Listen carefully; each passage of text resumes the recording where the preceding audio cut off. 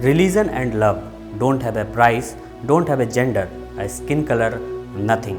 We are on the same plate. ये lines कही है इटली के मशहूर फैशन डिज़ाइनर रिकॉर्डो तिस्की ने, जिसका मतलब है कि धर्म और प्रेम का कोई मूल्य नहीं होता, ना कोई जेंडर, ना त्वचा का रंग, कुछ भी नहीं। हम सब एक ही थाली में हैं।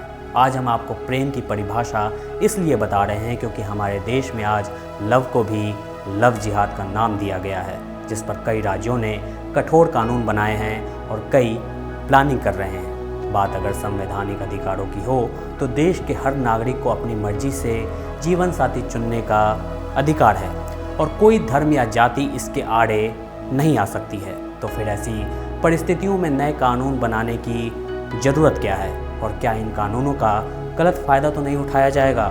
नमस्कार, NBC हिंदी देख रहे हैं आप और आज अभिवादन स्वीकार करें मयंक कुमार का। देश के कुछ बुद्धिजीवियों को इस बात की चिंता सताई जा रही है कि लड़कियों को प्यार के जाल में फंसाकर उनका धर्म परिवर्तन कराया जा रहा है। इसी धर्म परिवर्तन को लव जिहाद का नाम दिया गया है। 16 दिसंबर 2014 को इलाहाबाद हाई कोर्ट ने अपने एक फैसले में कहा कि किसी भी धर्म से इस्लाम को अपनाने के लिए इस्लाम के प्रति गहरी आस्था होनी चाहिए। अगर धर्म परिवर्तन सिर्फ अपने मतलब या किसी अधिकार के लिए होता है तो वो वैध नहीं है। अगर सिर्फ शादी के लिए धर्म परिवर्तन हो रहा है तो वो वैध नहीं है। सबसे पहले हम आपको ये बताते हैं कि शादी को लेकर अलग अलग धर्मों के प्रावधान क्या कहते हैं।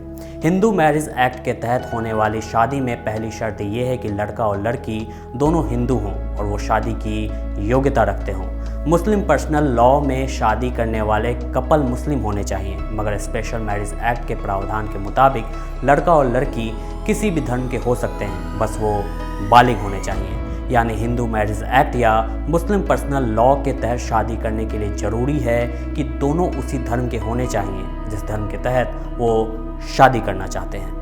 8 मार्च 2018 को सुप्रीम कोर्ट ने केरल के कथित लव जिहाद केस में महत्वपूर्ण फैसला देते हुए केरल हाई कोर्ट के उस फैसले को निरस्त कर दिया था जिसमें हादिया की शफीन जहां नामक शख्स से की गई शादी को अमान्य करार दिया गया था। सुप्रीम कोर्ट ने कहा था कि हादिया को अपना जीवन और भविष्य तय करने का अधिकार है। 27 मार्च 2018 के एक अन्य फैसले में सुप्रीम कोर्ट ने कहा था कि जब दो बालिग एक दूसरे को शादी के लिए जीवन साथी के तौर पर चुनते हैं तो वो उनकी पसंद है और वो अनुच्छेद 19 और 21 के तहत मिले अधिकार के अंतर्गत आता है।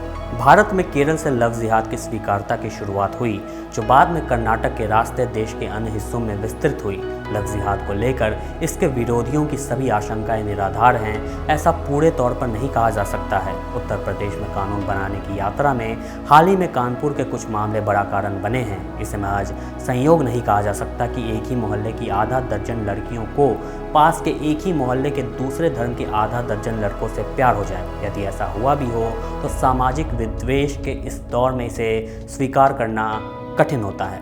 कानपुर में ऐसा हुआ है। कुछ माह के भीतर हुए 14 अंतर धार्मिक विवाहों में लड़कियां हिंदू धर्म की थी। ये मामला सामने आने के बाद गठित विशेष जांच टीम ने पाया कि 3 लड़कों ने नाम बदलकर हिंदू लड़कियों से संबंध बनाए। ऐसी स्थितियां शक पैदा करती हैं और इसके लिए सामाजिक रूप से मिलकर समस्याओं के समाधान की ज़रूरत है। इनमें 8 लड़कियां नाबालिग भी थीं, जिनके साथ संबंध बनाना पहले से ही अपराध की श्रेणी में आता है। ये स्थितियां ही कानून बनाने का आधार बनती हैं। यूपी के नए कानून के मुताबिक ये साबित हो जाता है कि धर्म परिवर्तन की मंशा से शादी की गई है तो दोषी को 10 साल तक की सज़ा हो सकती है। इसके तहत जबरन लालच देकर या धोखाधड़ी से धर्म परिवर्तन कराने को भी गैर जमानती अपराध माना गया है। इसका मतलब है कि पुलिस आरोपी को बिना वारंट के गिरफ्तार करके कुछ भी पूछताछ कर सकती है। तोहफा, पैसा, मुफ्त शिक्षा, रोजगार या सुख सुविधा का लालच देकर भी धर्म परिवर्तन कराना अपराध है। धर्म परिवर्तन कराने वाले व्यक्ति के माता पिता या रिश्तेदार भी केस दर्ज करा सकते हैं। अध्यादेश में सामान्य तौर पर अवैध धर्म परिवर्तन पर 5 साल तक की जेल और 15,000 रुपये के जुर्माने का प्रावधान है, लेकिन अनुसूचित जाति जनजाति की नाबालिग लड़कियों से जुड़े मामले में 10 साल तक की सजा का प्रावधान और 25,000 रुपये जुर्माने का प्रावधान है। अब सवाल ये उठता है कि जब पहले से संवैधानिक अदालत ने ऐसी व्यवस्था दे रखी है कि केवल शादी के इरादे से धर्म परिवर्तन नहीं हो सकता, तो फिर इस मुद्दे को लेकर बनाए गए नए कानून की अनिवार्यता कितनी है? प्यार और धर्म के नाम पर राजनीति नहीं होनी चाहिए। समाज का जिम्मेदार नागरिक होने की वजह से ये हमारा और आपका भी कर्तव्य है कि हम व्हाट्सएप और फेसबुक के माध्यम से फैल रहे लफ्ज़ जिहाद के हिंसक वीडियोस को शेयर न करें, क्योंकि जहां प्यार है वहां जिहाद की आवश्यकता नहीं है। आज के इस वीडियो में बस इतना ही। देश और दुनिया की तमाम खबरों के लिए बने रहे NBC हिंदी के साथ। धन्यवाद।